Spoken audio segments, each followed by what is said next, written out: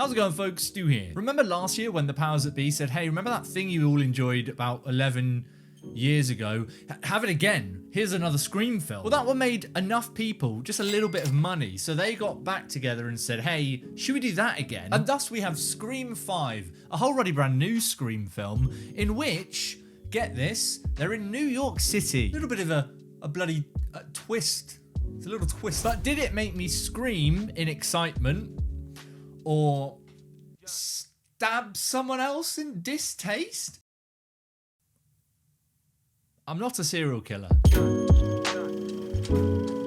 This one is directed again by Matt Bettinelli-Olpin and Tyler Gillett, the duo that brought us Ready or Not, which was super fun, and then obviously that brought us the last Scream film, as I've just explained. Now listen, if you saw my review for the last one when I put that one up, sneaky link up there or down there for that one, wow. You'll remember that I was relatively lukewarm on it, and it didn't really do a whole bunch to particularly wow me. But it did mean that going into this one, I sort of had like a slightly lower expectations than I guess some other people, just because, you know, when you've been hurt once, you're ready to be hurt twice. But on the flip side of that, I'm sure I don't need to explain that lower expectations often, you know, pave the way for a nice surprise. So I was sort of cautiously optimistic that this one might at least be a step up from the previous one. And I gotta say, right from the get-go, this thing definitely does feel like it has a big sort of injection of life and energy into the mix. I think moving things away from Woodsboro to a new location like New York City is the first most kind of immediate change in the film, and the first big kind of look what we're doing differently this time around. And it is a fun enough refreshment there. I think it definitely is fun seeing things moved into a new location, into a city location like New York. And it's fun to see the core characters again returning from the previous one. I enjoyed their dynamic and chemistry in the previous one. It's not one of the things which I had a huge problem with, so seeing them again here is welcome, and I think they all have got a really good sort of chemistry and dynamic to the group. The film's led again by Melissa Barrera and Jenna Ortega as the two sisters, and I do think that this one gives them a lot more in terms of characters, in terms of their relationship, which comes off as just, I think, a more engaging and entertaining watch. Like, particularly Melissa Barrera, her character, for whatever reason, just felt better to me in this one. I enjoyed watching her on screen more than I did in the previous one. But Mason Gooding and Jasmine Savoy Brown round out those four core ones returning, and they're also really, really great in the film. I love Jasmine Savoy Brown, and obviously we know at this point in all of the Scream films there has to be that sort of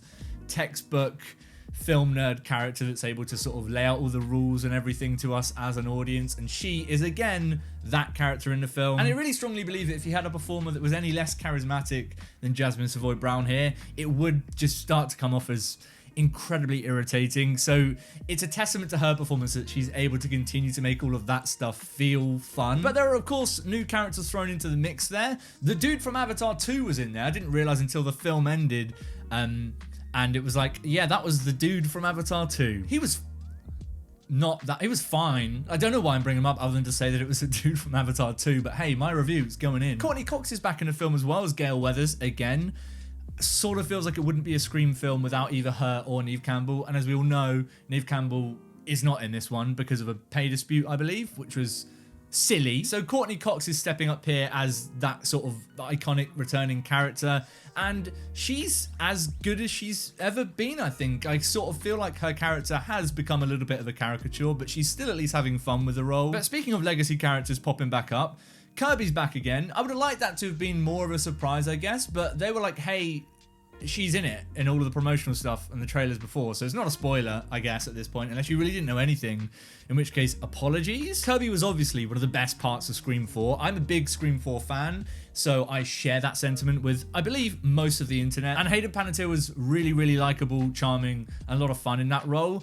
Here, she's back doing a lot of the same Kirby stuff, but I don't know, there's something off about it. It didn't feel exactly right to me as a fan of Kirby. Like, I was expecting to be like, fuck yeah, she's back on the screen in a Scream film. This is going to be wicked. Felt a lot like it was riding on the fact that it knows that she's a fan favorite character and was just like, hey, just do all the things that we think everyone should enjoy here and everyone will enjoy it, without actually just sort of getting to the heart of why we enjoyed that character. It's obviously a totally subjective thought. I know people that watched it and were like, hey, she was a lot of fun in it, but it did feel a lot like someone doing an impression of Kirby rather than just Kirby in the film. I don't know. And that kind of speaks to something that ended up becoming more of a problem for me as the film went on, in much a similar way as the previous one did. It's beginning to feel with Scream 6 like a bit of a tick box exercise in the grand scheme of things, which is really frustrating to watch. And as I said, similar to the whole Kirby thing,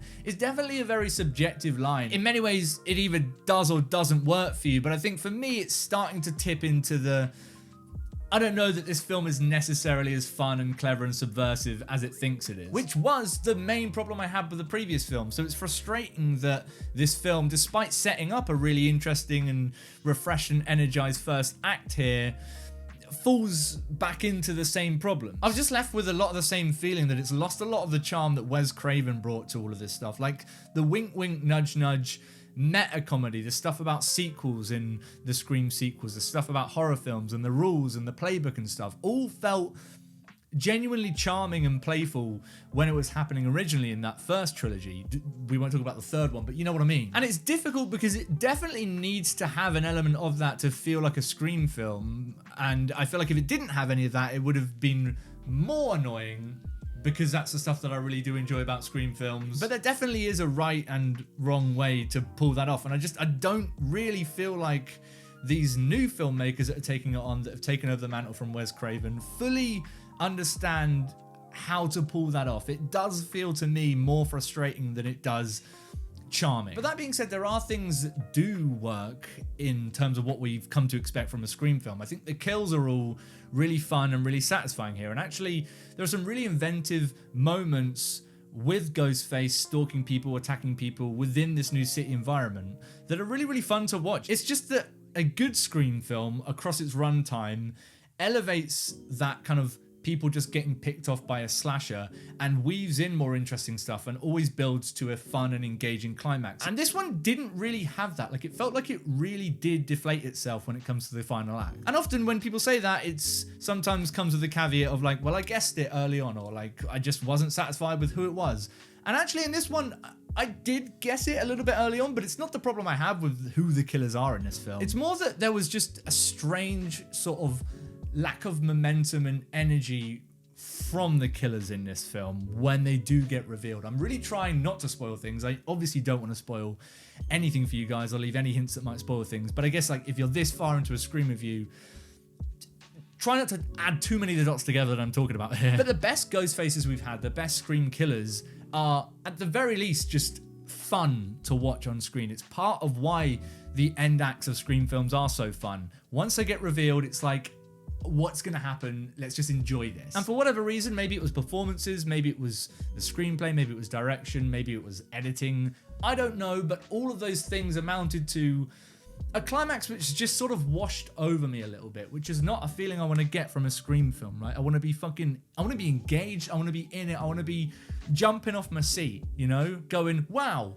didn't expect any of this. But therein is the problem I'm having with these new reboots of the Scream franchise.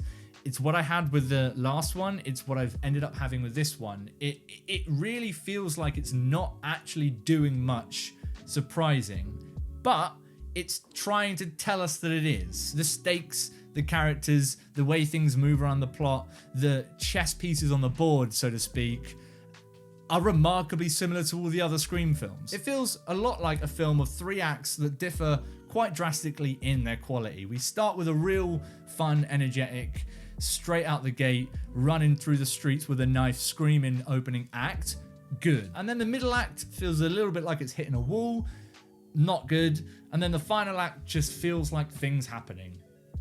Fine. It's fun enough, things are happening, people are getting killed, I wasn't bored.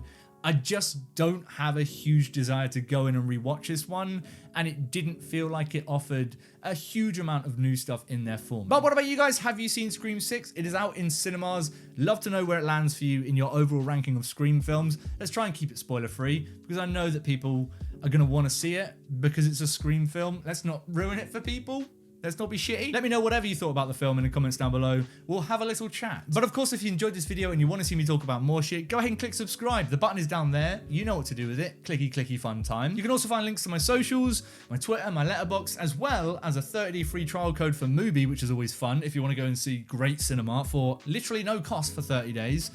Go down there and check that one out. I will see you guys very soon for some more thoughts on more films. But until next time, I don't ever want to climb ladders again. If you've seen the film, you'll know what I mean. You will know.